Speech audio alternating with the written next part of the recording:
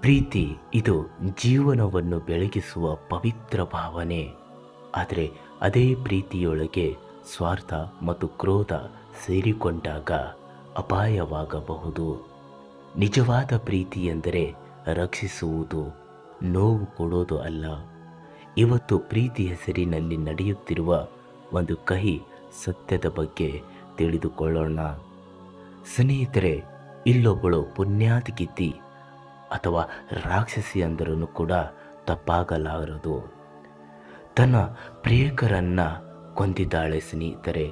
ಅದು ಯಾವ ರೀತಿ ಕೊಂದಿದ್ದಾಳೆ ಅಂತ ಹೇಳುತ್ತಾ ಇದ್ದರೆ ನಿಮ್ಮೊಳಗೂ ಕೂಡ ಆಕೆ ಮೇಲೆ ತುಂಬಾ ಕೋಪ ಬರುತ್ತೆ.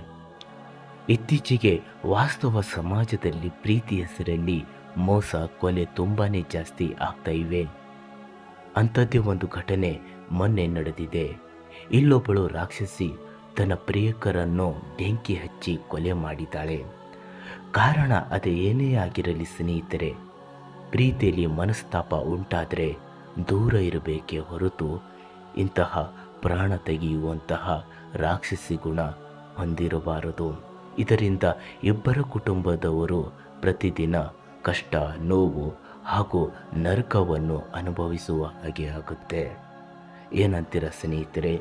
ಈ ವಿಡಿಯೋ ಬಗ್ಗೆ ತಮ್ಮ ಅನಿಸಿಕೆ ಅಭಿಪ್ರಾಯಗಳನ್ನು ತಪ್ಪದೆ ತಿಳಿಸಿ. ನಮಸ್ಕಾರ.